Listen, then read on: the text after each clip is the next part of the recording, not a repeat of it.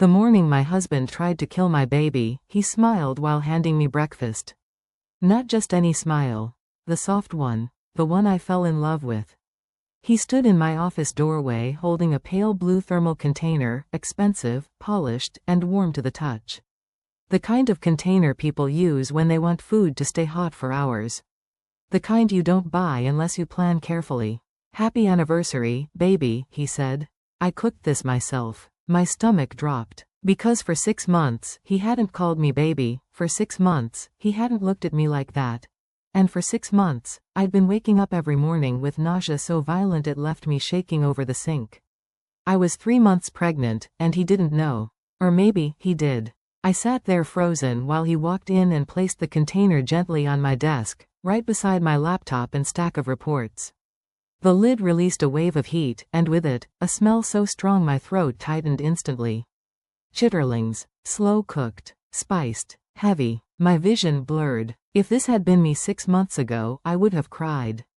I would have believed this was love. A busy CEO waking up before dawn to cook for his wife. But that morning, all I felt was fear.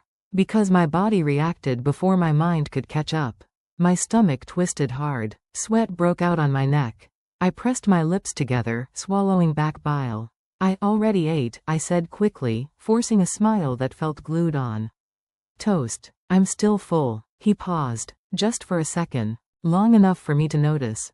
Then he smiled again. "Toast isn't food. Eat a little. I made this for you." His voice was gentle, but something underneath it wasn't. That's when the door opened behind him. Her heels clicked first. Talia, my husband's new personal secretary. Young, pretty, always dressed like she was going somewhere important after work. She walked in holding files, glanced at him, then at the container, and laughed softly. "Wow," she said, "boss of the year. I didn't know men like you still existed." She looked at me. "You're so lucky." Lucky. I almost laughed. My husband gave her a brief look, then turned back to me. "Eat it while it's hot." I knew if I opened that container again, I'd throw up on my desk. So I made a decision that would change everything. I pushed the container slightly toward her. "I really can't," I said. "But it would be a waste." "Talia, have you eaten?" Her eyes lit up. "Oh, well, if you don't mind." She looked at him. He didn't stop her. She took the container like it was a gift meant for her all along. "I'll enjoy every bite," she said sweetly. "Thank you." She left my office hugging it to her chest. The smell went with her. I sat there breathing through my mouth, hand pressed lightly against my belly, whispering silently to the tiny life inside me to calm down. I told myself it was nothing, just food, just nerves. An hour later, someone screamed. Not a normal scream, not surprise, not shock, pain. Raw, tearing pain that cut through the entire floor. I ran. People were already gathering when I reached the open workspace. Chairs were pushed back, papers scattered, and there she was, Talia, on the floor, her body convulsing, her hands clutching her stomach, foam at the corners of her mouth, blood soaking through her dress, spreading across the carpet like a dark stain no one could stop. The container lay overturned beside her. The stew spilled everywhere. The smell hit me again, this time mixed with vomit and blood. My legs went weak. People shouted. Someone called 911.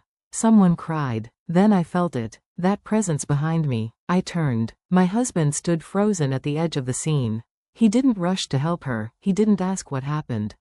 He stared at the blood. Then slowly, his eyes lifted. And locked onto me. The look on his face wasn't fear. It wasn't shock. It was rage. The kind you see when someone realizes their plan failed. He strode toward me and grabbed my arm so hard I gasped. "What did you do?" he hissed. "Why her? Why her?" Those 2 words sliced through me. Why not me? That was what he meant. That was when I knew. The breakfast wasn't love, it was a test, and I had accidentally passed it. If I hadn't been sick, if I hadn't pushed that container away, if I hadn't given it to her, I would have been the one bleeding on the floor. And my baby would be gone. I pulled my arm free and stared at the man I'd married, the man who slept beside me every night. And in that moment, I understood something that made my blood run cold. The most dangerous person in the room wasn't the woman dying on the floor. It was the man standing right in front of me. And he wasn't done yet. Because as the ambulance sirens grew louder, he leaned in close and whispered something that told me this was only the beginning. Something that made me realize I wasn't just fighting for the truth anymore. I was fighting for my life. And my child's. If you felt that moment tighten in your chest, stay with me, because what I discovered next didn't just expose a lie. It uncovered a plan so cruel, it destroyed more than one life. Subscribe now, because some truths only come out when someone survives long enough to tell them. Talia didn't knock. She never did. She pushed my office door open like it belonged to her, heels clicking sharp against the floor, perfume arriving before she did. Clean, sweet, confident, the kind of scent that says, I expect to be noticed. Morning, she said, smiling too wide. Her eyes went straight to the thermal container on my desk. Not to me. Not to the reports. Not to the meeting schedule glowing on my screen. To the food. Darius stood beside my desk, one hand resting casually on the chair across from me, the other still near the container. The way they stood together made my skin crawl. Too easy, too familiar, like a picture I wasn't supposed to see. Wow, Talia said, laughing softly. Is that for you? She looked at him when she asked it. He didn't correct her tone, didn't create distance, didn't say my wife. Instead, he smiled. I wanted to take care of Morena today. The way he said my name felt rehearsed. Talia tilted her head, pretending to admire the container. That's really sweet. She glanced at me again, eyes sharp now. Measuring, calculating. Something about the moment felt off. Like I'd walked into a scene that started long before I arrived. My stomach rolled hard. I pressed my lips together and forced myself to breathe slowly through my nose. The smell was still there, clinging to the air, thick and heavy. It felt like it was pressing against my chest. I actually can't eat it, I said quickly. Both of them turned to me. I had toast earlier, I added. And my stomach's been acting up. Darius frowned. You barely ate. His voice wasn't loud, it didn't need to be. I'm fine, I said. Really? Talia stepped closer to the desk, fingers brushing the side of the container like it was something delicate. Valuable. That would be such a shame, she said. It smells amazing. I looked at her. She was smiling, but her eyes were glued to it now. The decision formed in my chest before my head caught up. If I didn't get that thing out of my office, I was going to be sick. So I slid it toward her. I don't want it to go to waste, I said lightly.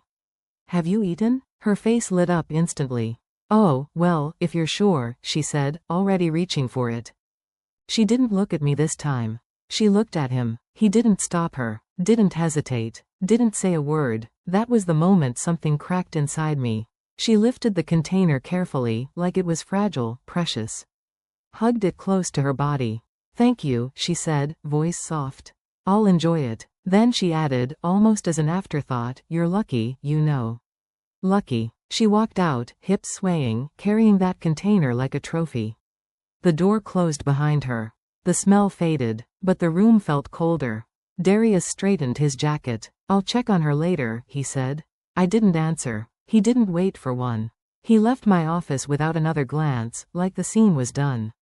Like his part was over. I sat there staring at the closed door, my heart beating too fast for no reason I could explain. I told myself I was overthinking. It was just food, just a secretary, just a bad stomach. I opened my laptop and tried to focus on the numbers in front of me.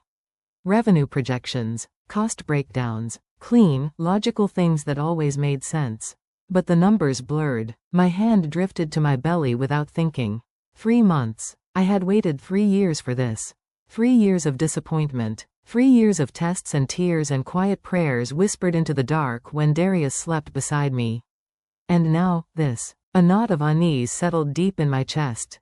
I tried to shake it off. Talia was grown. She could eat whatever she wanted. Darius was just being thoughtful. I was tired. Hormonal. Sensitive. Still, I couldn't stop replaying the way his eyes had flicked to her when I offered the food. The way he didn't argue. The way he let her take it. I took a sip of water. Then another. Minutes passed. Then time stretched thin. I glanced at the clock. 1 hour. That's all it took. A loud bang echoed from the open office area outside my door. Then came the scream. It cut through the air like glass. Not surprise. Pain. Pure, broken pain. My chair scraped back as I stood. I didn't think. I just ran. People were already gathering, voices overlapping, chairs knocked aside. Someone shouted for help. Someone else swore under their breath. And there she was, Talia, on the floor, her body shaking, hands clutching her stomach, her face drained of color. Blood spreading beneath her like a shadow. The container lay on its side. Empty. My heart slammed into my ribs. I couldn't hear anything else. Just the sound of my own breathing, loud and uneven. I took a step back, then another. And then I felt it. That familiar presence again. I turned. Darius stood a few feet away, frozen. But he wasn't looking at her. He was looking at me. And the look on his face told me something I wasn't ready to accept yet. Something that would keep me awake for nights to come. Because in that look, I saw it clearly for the first time. This wasn't an accident. And handing off that gift didn't save me. It only delayed what was coming. If your chest tightened reading this, it's because you already feel it too. Some gifts are never meant to be opened. Subscribe, because what happened after that scream exposed a truth that still haunts me. The sound didn't come all at once. First, there was a thud. Heavy, dull, like a chair slamming into the ground. I froze mid-sentence, fingers hovering over my keyboard. My heart jumped, but my mind tried to brush it off.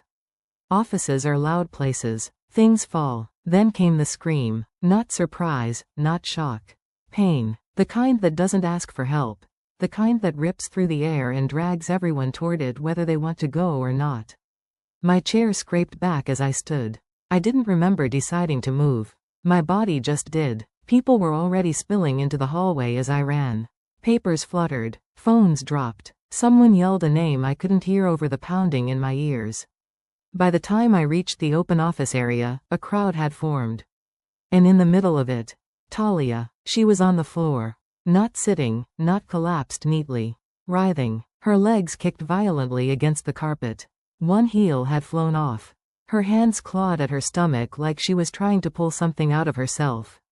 Foam bubbled at the corner of her mouth, sliding down her chin. Someone screamed again. Someone else shouted to call 911. Then I saw the blood. Dark red. Too much of it. It soaked through her dress and spread across the floor in a slow, unstoppable pool. The thermal container lay on its side beside her desk. Empty. Its contents were everywhere. Stew splattered across the carpet. Pieces of meat. Grease. Liquid soaking into the fibers like it belonged there. The smell hit me next. That same thick, heavy smell. Only now it was mixed with vomit and iron and fear. My stomach clenched so hard I thought I might collapse. I took a step back, hand flying instinctively to my belly. No, no, no, no. People crowded around her, some trying to help, others frozen in shock. Someone knelt beside her, shouting her name. Someone else cried openly, hands shaking as they held a phone. I couldn't move. My eyes stayed locked on the container. The one I'd slid across my desk. The one I'd told myself was just food. Then the doors behind me slammed open. I didn't have to turn to know who it was. The room shifted when he entered. Darius pushed through the crowd like a storm, suit jacket flaring behind him, face pale and tight. For half a second, I thought he would rush to her. I thought he would kneel down, call her name, act like a normal boss, a normal human being, but he didn't. He stopped short. His eyes went straight to the blood. He stared at it like it was something alive. Then slowly, too slowly, his gaze lifted, and landed on me. The look on his face wasn't fear. It wasn't shock. It was fury, pure and unfiltered, the kind that flares when someone realizes their plan has gone wrong. He pushed through the last few feet of space between us and grabbed my arm so hard my bones screamed. "What did you do?" he hissed. People turned. Someone gasped. I stared at him, my breath coming shallow and fast. "What are you talking about?" His grip tightened. "Why her?" he snapped. "Why did you give it to her? Why her?" The words echoed in my head, loud and clear. Not what happened. Not is she okay. Why her? Like the question wasn't what went wrong, but who went wrong. My heart dropped into my stomach. In that instant, everything clicked. The sudden affection. The insistence. The way he didn't stop her from taking the food. This wasn't an accident. It was a mistake. Just not the one everyone thought. I yanked my arm free, my voice trembling despite my effort to steady it. I couldn't eat it, I said. You saw that. I gave it to her because. Because what? He cut in, eyes wild. You think before you act, Morena? The way he said my name felt like a threat. Sirens wailed in the distance. Someone shouted for space. I looked past him at Talia, still convulsing, blood pooling beneath her, her life unraveling right there on the office floor. Then I looked back at my husband. And the truth hit me so hard my knees nearly buckled. If I hadn't been sick that morning, if I hadn't pushed that container away, if I hadn't handed it off, that blood would be under me. And my baby would be gone. My chest tightened, panic rising fast. I took a shaky step back. You're hurting me, I whispered.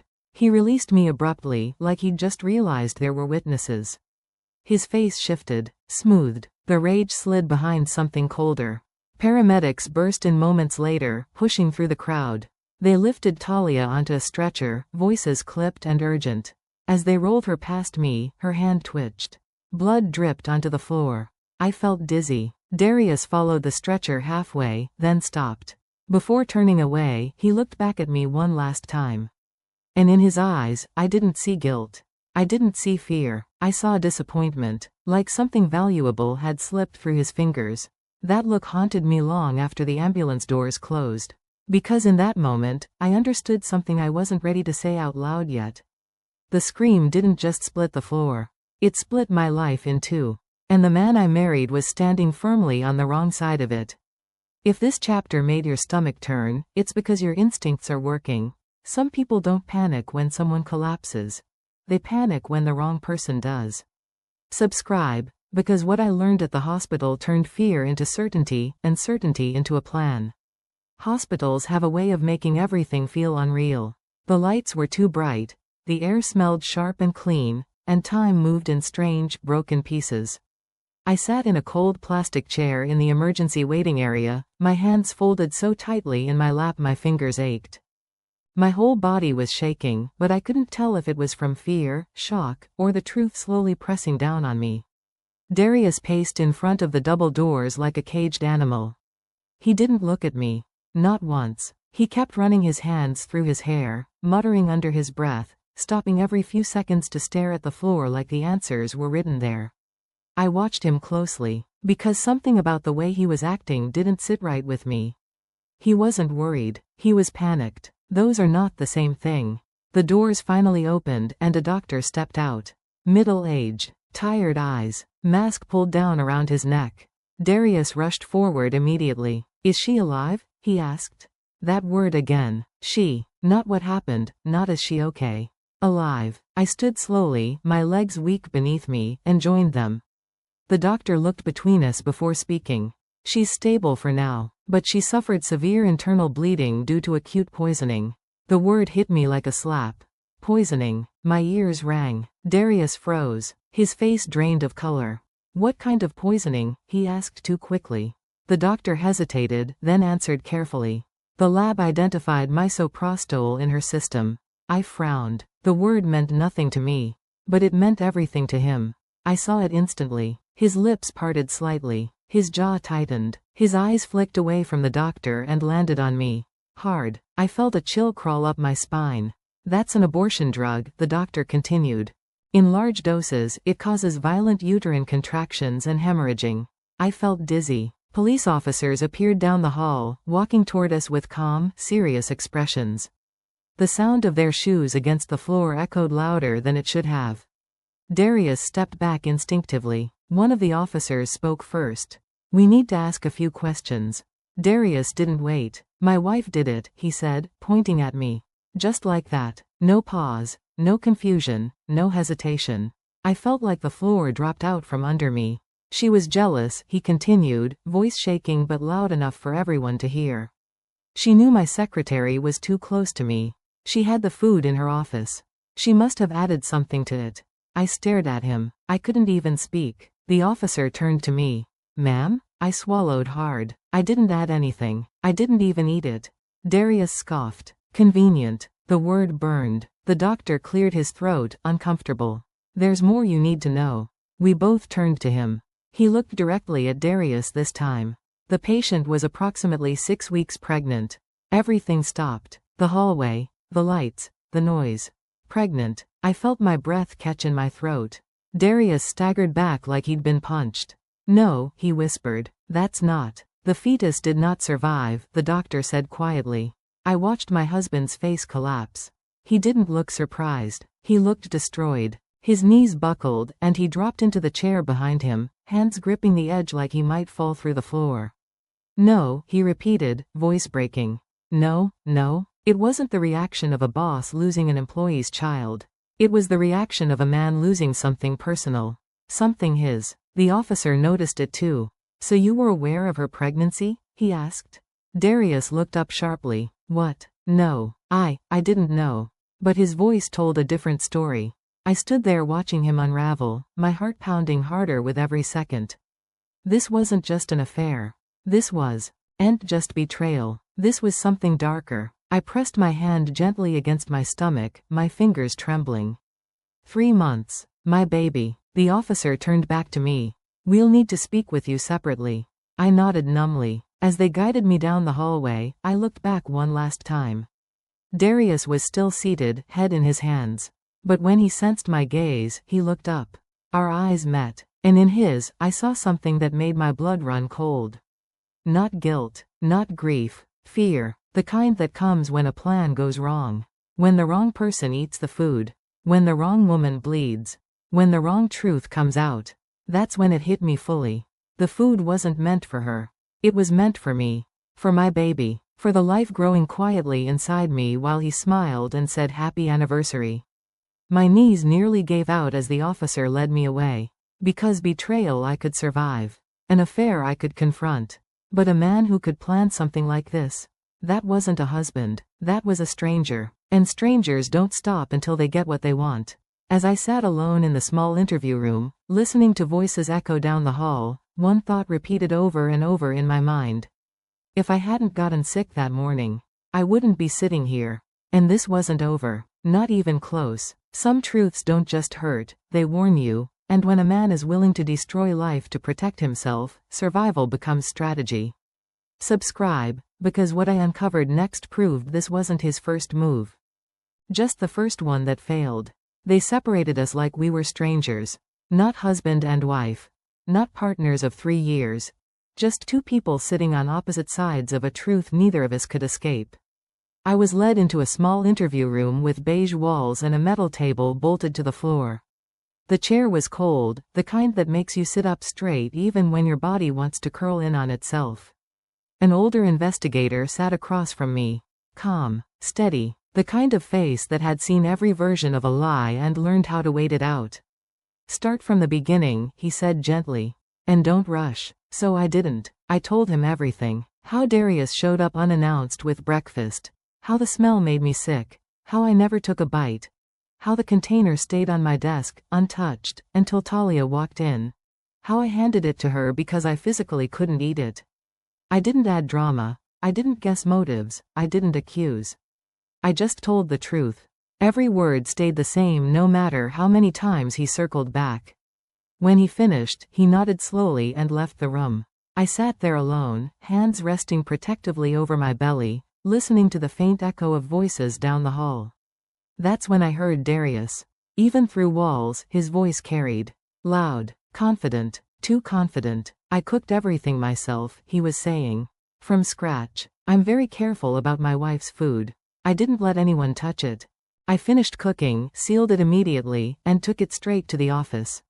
I closed my eyes. He was doing what he always did when cornered. Talking too much. Trying to control the story instead of letting it breathe. Another officer's voice cut in. "So you're saying no one else had access to the stew before it reached your wife's office?" "Exactly," Darius said quickly. "No one. Just me." I felt a strange calm wash over me. Because without realizing it, he was tightening the rope around his own neck. Time passed. Minutes stretched thin. Finally, the investigator returned. He sat down across from me again, this time with a folder in his hand. "We have preliminary forensic results," he said. My heart thudded once, hard. "They tested the remaining stew in the container," he continued. "The misoprostol wasn't sprinkled in after the fact. I held my breath. It was fully dissolved, he said. Evenly mixed throughout the food. That only happens if it's added while the stew is hot and stirred thoroughly. The room went quiet. I stared at him. So, I whispered. So, he said carefully, it had to be added during cooking. Or immediately after, before it cooled. My mind raced, but one thought rose above all the others. I never cooked it. I never reheated it. I never opened it again. He watched my face closely. That means it couldn't have been added in your office. A wave of something I couldn't name washed over me. Relief mixed with terror. What about my husband? I asked. The investigator didn't answer right away. He stood, opened the door, and motioned for me to follow him. We stopped just outside another room.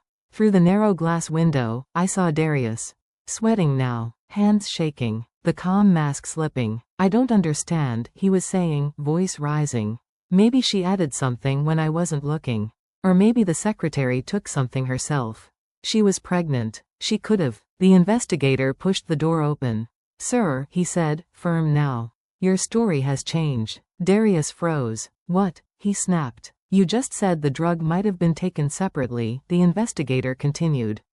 But the lab confirms it was in the stew itself. Fully dissolved. That means it was added during preparation. Darius's mouth opened, closed, opened again. I don't know, he stammered. Maybe she threw up into it. Or, the room went silent. Even the officers exchanged looks. That's when it hit me completely. He wasn't trying to prove I was guilty. He was scrambling to explain why she ate it. Why the wrong person got sick. Why the plan failed. I felt cold all over. The investigator leaned closer to him. You said you were the only one who prepared the food. Darius swallowed hard. Yes. And you said you sealed it immediately. Yes. So explain how an abortion drug ended up fully mixed into the stew. He couldn't. He rubbed his face, pacing now. I loved my wife, he muttered.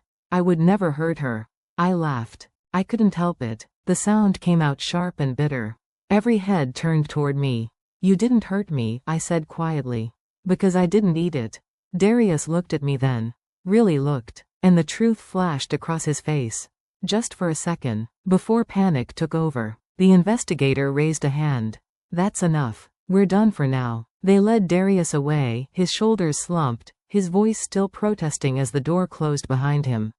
I stood there, heart pounding, realization settling deep in my bones. This wasn't jealousy gone wrong. This wasn't a fight between women. This wasn't a tragic accident. This was intent. That breakfast wasn't meant to make me feel loved.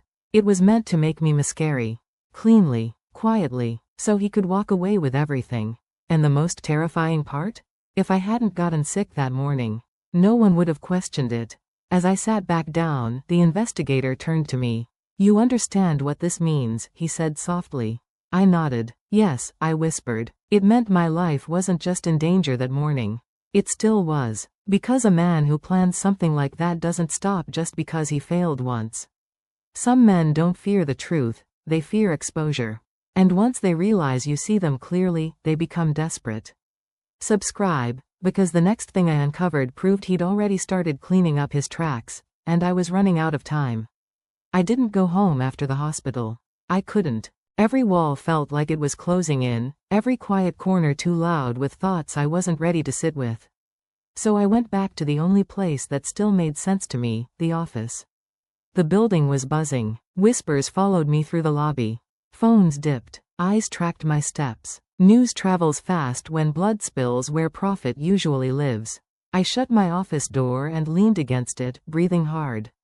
That's when Amani knocked. She didn't wait for an answer. She stepped in, locked the door behind her, and crossed the room with purpose. Amani Voss had been my assistant for 6 years. She knew my calendar better than I did. She knew when I was lying. And right now, she knew something was wrong. She didn't waste words. I pulled the security footage like you asked, she said, placing a flash drive on my desk. And there's a problem. My stomach tightened. A big one. I sat down slowly. Show me. She plugged the drive into my computer. The screen flickered, then filled with black and white footage from the underground garage. There, she said, pointing to the timestamp. That's Darius's car. I leaned forward. The footage showed his luxury sedan pulling into the garage at 7:12 a.m., That's normal, I said. He usually gets in early. Amani nodded. Watch the clock. We waited. 5 minutes passed. 10, 20. The screen showed nothing but parked cars and the empty elevator bay. My heart started racing. He didn't get out, I whispered. No, she said. He didn't. She fast-forwarded. At 8:14 a.m., the elevator doors finally opened. Darius stepped out. An entire hour later, I stared at the screen, my mind racing. Where was he? I asked. That's the question, Amani said quietly. An hour. An hour was more than enough time to do a lot of things. Hide something. Destroy something. Plan something. She switched cameras. This is the stairwell on level B, she said. Look closely. The footage shifted. At 7:48 a.m., a figure appeared on the screen. A man in a white shirt. Baseball cap pulled low. Face mask covering half his face. He moved fast. Too fast for someone just taking out trash. And then I saw what he was carrying. A large black trash bag. Heavy. Full. My breath caught in my throat. That's Kelvin, I said instantly. Amani nodded. I thought you'd recognize him. Kelvin Rowe. Darius's cousin. His personal aide. The man who followed him everywhere like a shadow. The footage showed Kelvin glancing around, then slipping through the stairwell door instead of using the main exit. He moved away from the office floors, down, toward the service exit. Toward the dumpsters behind the building. My hands started shaking. Why would he use the stairs? I asked. Because cameras are thinner there, Amani said. And because he didn't want to be seen. She pulled up another timestamp. The garbage truck came at 7:30 a.m. I looked at the time on the footage again. 7:48. Too late, I whispered. Yes, she said. Whatever was in that bag didn't go into the main trash. My mind filled in the blanks faster than I wanted it to. Empty pill bottles. Gloves. Packaging. Anything that could connect Darius to that drug. Did we check the dumpsters? I asked. Amani's jaw tightened. I tried. The truck had already passed by the time I noticed the gap. Whatever Kelvin dumped, it's gone. Gone. Just like that. I leaned back in my chair, staring at the ceiling. An hour missing. A bag dumped. A cousin doing cleanup. This wasn't panic. This was preparation. He knew, I said quietly. Amani looked at me. Knew what? That it would be traced back to him, I said. He didn't wait to see if Talia survived. He didn't wait for questions. He started cleaning immediately. My chest felt tight. The image of Darius pacing the hospital hallway flashed through my mind. The sweat. The fear. The way his eyes had followed every officer. Not guilt. Calculation. Amani lowered her voice. There's more. I looked at her. Kelvin didn't come back upstairs after that, she said. He left the building entirely. Took Darius's second car. Where did he go? I don't know yet, she said. But I have someone checking traffic cams. I stood abruptly and started pacing. My life had turned into footage and timestamps. Pieces of a puzzle I never asked to solve. This means he's not just trying to defend himself, I said. He's erasing. Yes, Amani agreed. And people who erase evidence don't stop halfway. I stopped pacing and looked at her. Can you track Kelvin? She nodded. Already started. A silence settled between us. Heavy. Uncomfortable. Amani, I said, my voice low. If this goes where I think it's going, I'm not just dealing with a cheating husband. She met my eyes. You're dealing with a man who thought he could control the ending. I looked back at the footage. Kelvin's masked face froze on the screen. The bag swinging at his side. My baby kicked softly inside me, like a reminder that time mattered. An hour, I whispered. That missing hour tells the whole story. Amani unplugged the drive. And it's not the only gap. I looked at her sharply. What do you mean? She hesitated, then spoke. I started pulling financial logs while the footage was rendering. There are payments I can't explain. Large ones. Routed through a company I don't recognize. My heart sank. What company? She slid a printed page across my desk. I read the name. And felt the floor tilt beneath me. Because the name on that page was about to connect the dots between the food, the drug, the cleanup, and the woman Darius once loved before me. This wasn't just about what he tried to do. It was about how long he'd been planning it. Some men don't just lie, they build systems to support the lie. And once I saw that system, I knew something terrifying. I wasn't ahead of him.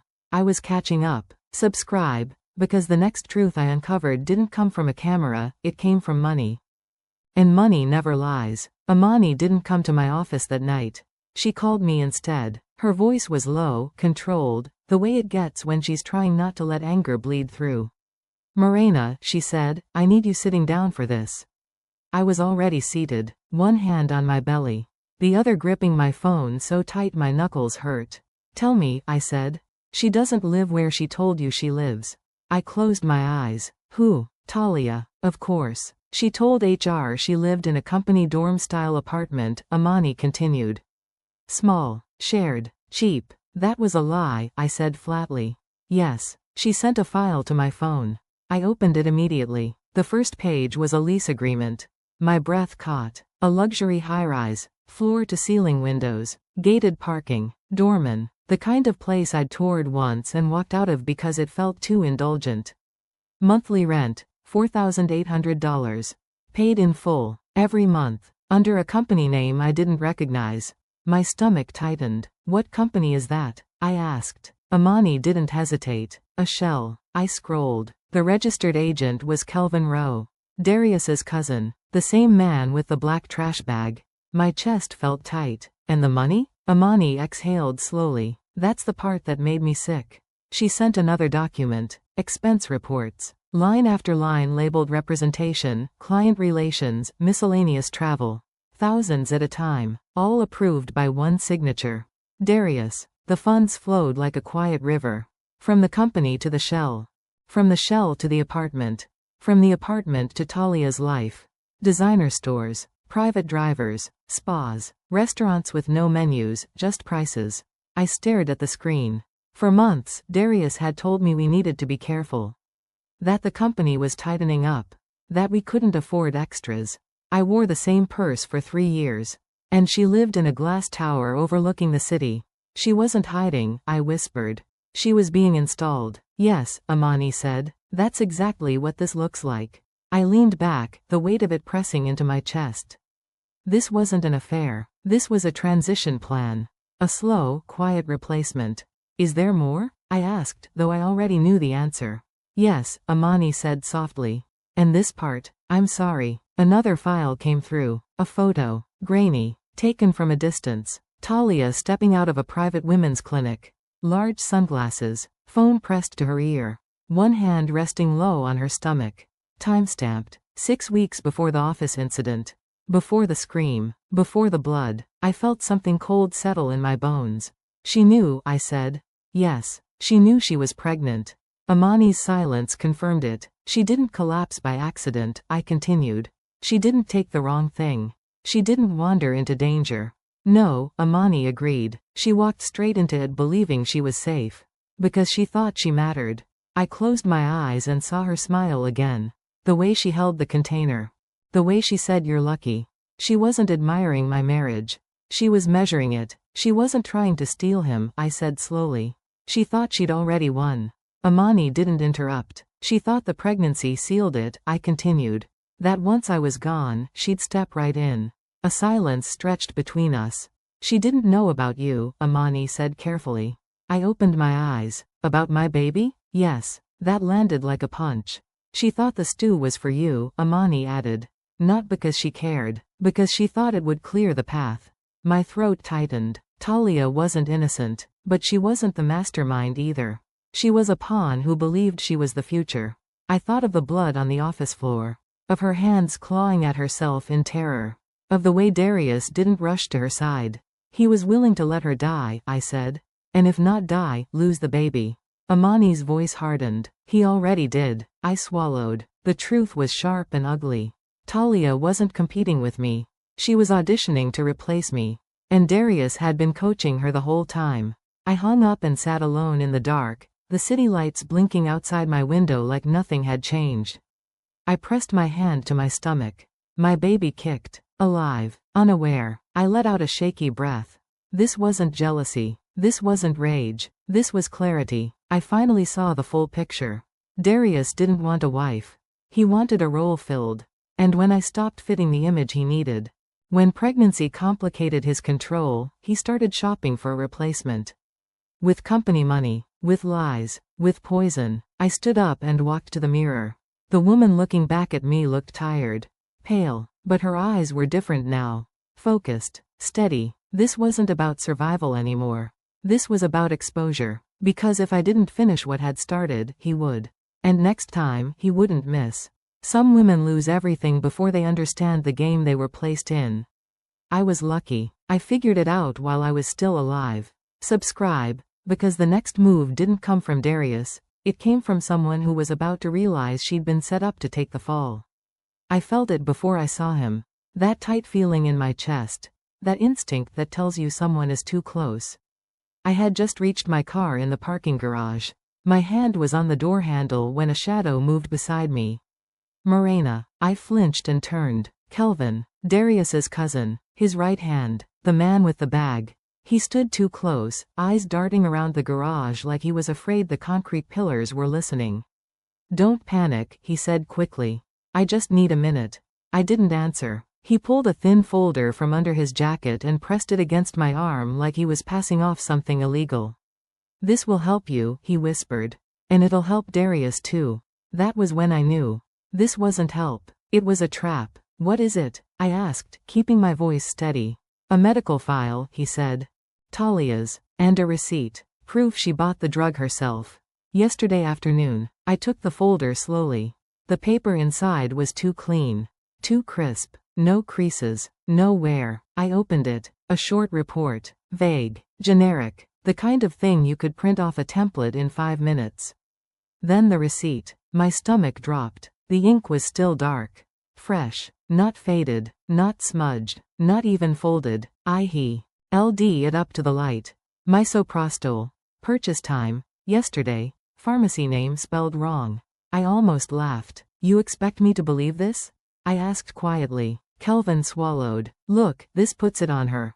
She was pregnant. She could have panicked. Bought it herself. Took too much. And the stew?" I asked. He hesitated. Just for a second. "She could have thrown up into it," he said weakly. "Or mixed it in after." I stared at him. "You know that doesn't make sense," I said. "And so do the police." His voice dropped. "Darius says if you turn this in, it clears you too." "You found it. You look cooperative." Everyone walks away. There it was. The real goal. If I handed this over, I'd be admitting I had access to the evidence. That I'd touched it. That I might have helped hide something. They weren't trying to save me. They were trying to bury me with them. I closed the folder and pushed it back into his chest. "Take this trash," I said, my voice sharp now. "And listen carefully." Kelvin's face tightened. "You're already in this," I continued. "You moved evidence. You dumped something that morning. Cameras saw you." His eyes widened. "You think loyalty will save you?" I asked. "It won't. Darius will throw you under the bus the second it helps him breathe easier." He shook his head. "You don't understand. He promised. He promised Talia a future too," I cut in. "Look how that ended." Kelvin's hands started shaking. "If you bring this near me again," I said, "I'll give it straight to the police and tell them exactly why you wanted me to touch it." He stepped back like I'd slapped him. "You're an accomplice," I added. "Whether you like it or not. Decide who you want to answer to." For a moment, he looked like he might argue. Then fear took over. He grabbed the folder, shoved it under his jacket, and backed away. "You're making a mistake," he muttered. "No," I said calmly. "You already did." He turned and disappeared between the parked cars, his footsteps echoing too fast, too uneven. I got into my car and locked the doors, my hands shaking now that the danger had passed. That was when my phone rang. "Amani." I answered immediately. "They're desperate," I said before she could speak. "Kelvin just tried to plant fake evidence on me." "I know," she replied. "And I know why." My grip tightened. "Tell me." "I ran call logs from Darius's phone," she said. "There's a number he keeps calling. Late nights. Early mornings. Especially the week before everything happened." "Who is it?" There was a pause. Then she said the name. "Renee Hart." The name hit me like a punch. Renee. Darius's ex from college. The one he said was ancient history. "What does she do?" I asked slowly. Amani didn't sugarcoat it. "She's a pharmacist." The garage felt suddenly too small. My heart started racing. "How many calls?" I asked. 17, she said. "In 5 days." I closed my eyes. A pharmacist, an ex. Late night calls. A drug no one should have been able to get easily. Everything snapped into place. That's how he got it, I whispered. Yes, Amani said. And if things went wrong, guess who he'd blame next? Renee, Talia, Kelvin, anyone but himself. I leaned my head back against the seat, breathing slowly. This wasn't just a cover-up anymore. This was a chain, and every person on it was being set up to fall, one by one. Can you find her? I asked. I already did, Amani replied. And Morena, she doesn't know she's next. I opened my eyes. Then I need to see her first, I said. Because once a man starts planting evidence, the story is already written. The only question left is who gets buried under it. And this time, I wasn't letting it be me. Subscribe, because the next conversation I had wasn't with my husband, it was with the woman who handed him the weapon. I chose the cafe because of the cameras. Not hidden ones, not discreet ones. Big, obvious, right over the counter, another by the door, one more angled toward the corner tables. Places like that make liars nervous. I got there early and picked a seat where every camera could see my face clearly. Hands visible, phone on the table, nothing to hide. Renee arrived 12 minutes late. She pushed the door open like she owned the place, heels sharp against the floor, sunglasses still on even though we were indoors. Her hair was perfect. Her bag was designer. She looked like a woman who had never once been told no. She spotted me and smiled. Not friendly, amused. Well, she said, sliding into the chair across from me. This is unexpected. I didn't smile back. She took off her sunglasses slowly, studying my face like she was inspecting damage. You look tired, she said. Stress will do that to you. I waited. She leaned back. So, what do you want, Morena? Closure? Answers? Or did you just want to see the woman your husband used to love? There it was. The hook she thought would unbalance me. I took a slow sip of my coffee. I didn't come here to talk about love, I said. I came to talk about prison.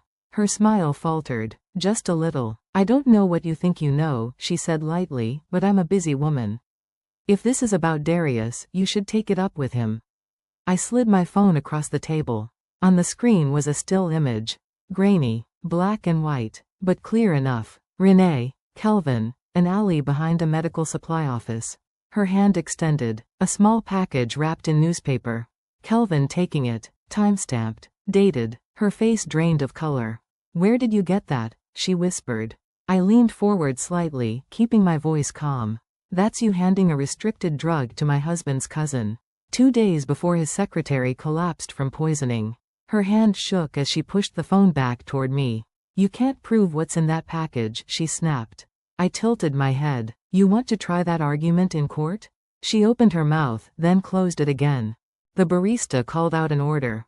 Cups clinked. Life went on around us like nothing was happening. Renee's confidence cracked. I didn't poison anyone, she said quickly. I didn't touch the food. I didn't even know about the secretary. I watched her carefully. You knew about me, I said. Her jaw tightened. He told me you were cheating, she said suddenly. That you were pregnant by another man. He said he needed proof. Something to handle it cleanly. Cleanly. The word made my skin crawl. What exactly did he ask you for? I said. She looked around, then leaned in, lowering her voice. He said he needed something that would cause a miscarriage. Early, quiet, no hospital if possible, something that wouldn't look violent. My stomach dropped. So you gave him misoprostol, I said. She nodded slowly. He said it was for you. The cafe felt too loud. Too bright. He promised he'd divorce you, she continued. Said you'd cheated. That the baby wasn't his. He said once it was over, he'd come back to me. I let out a short, bitter laugh. He told you the same story he told her, I said. Just with different details. Her eyes filled with panic. It wasn't supposed to go wrong. It didn't, I said quietly. It went exactly the way he planned. Just not to the person he planned it for. She froze. You mean? Her voice broke. The secretary? Yes, I said. She ate the food. Renee's face crumpled. He called me after, she whispered. Screaming. Told me to shut up. To say nothing. He said if I talked, he'd ruin me. Take my license. Blame me. She covered her face with her hands. I didn't want anyone to die, she sobbed. I thought it was just a reset. A clean start. I waited. When she finally looked up, her eyes were red and wild. He's going to blame me, isn't he? Yes, I said simply. Silence fell between us. I didn't rush it. Fear does better work when you let it breathe. I have proof, she said suddenly. I kept everything. I raised an eyebrow. Everything? She reached into her bag with shaking hands and pulled out a small silver flash drive. Set it on the table like it might burn her. Calls, messages, transfers, voice notes. He thought I was stupid. I wasn't. My heart pounded. She slid it toward me. If you turn this in, she said, voice barely above a whisper, I need immunity. Or at least, mercy. I looked at the drive. So small, so heavy. This doesn't save you, I said. But it gives you a chance. She nodded, tears spilling now.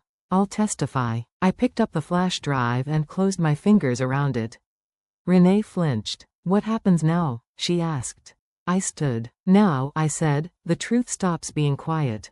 I walked out without looking back. Outside, the air felt different.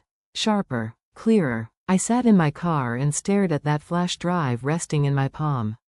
This wasn't just evidence. It was a confession. Proof that the man I married planned to erase me and my child from his life. And proof that he'd do it again if given the chance. My phone buzzed. A text from Amani. Are you okay? I typed back with steady hands. I have everything. I started the engine. Because the next time Darius heard my voice, it wouldn't be in private. It would be in front of people who could end him. Some men think silence protects them. They forget silence can be broken. Subscribe, because the next place I went wasn't home, it was the room where his entire empire would collapse. The morning it ended, Darius wore his favorite gray suit.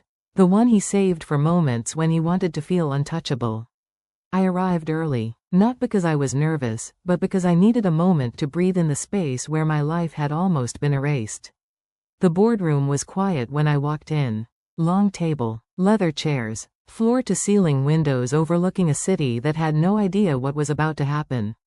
I took my seat. My hands were steady. My heart was not. Darius walked in 10 minutes later, confident, smiling, tapping his pen against the table like he was already bored. Kelvin followed behind him, stiff, pale, eyes darting everywhere except at me. Let's get started, Darius said, clearing his throat. We have an exciting opportunity today. He launched into it smoothly. Charts, numbers, a new development project, big promises, big returns. I watched the board members nod along. This was his escape plan. One last siphon, one last grab before the walls closed in. When he finished, he looked around the room with practiced ease. Any questions? I stood. The sound of my chair sliding back cut through the room. Every eye turned to me. Yes, I said calmly. I have one. Darius frowned. Morena, this isn't. I think it is, I said. I walked to the front of the room and connected my laptop to the screen. The projector hummed to life behind him. Before we vote, I continued, I believe this board deserves to know exactly who they're trusting with their money. The first slide appeared. Bank statements, transfers, dates, amounts, red circles. Murmurs spread across the table. Darius turned slowly, his face tightening. What is this? Company funds, I said. Routed through shell companies. Approved by your signature. Used to pay for an apartment, travel, and personal expenses unrelated to business. Kelvin's head dropped. The next slide appeared. The shell company. Registered agent, Kelvin Rowe. Another murmur. Darius slammed his hand on the table.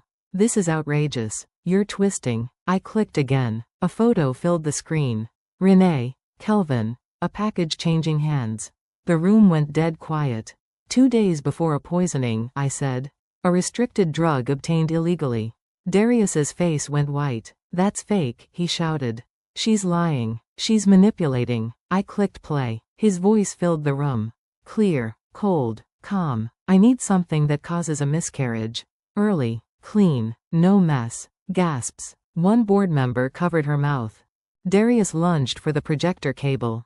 Security stepped in instantly. Kelvin broke. I'll tell them everything, he cried. He made me do it. He told me to dump the evidence. I was just following orders.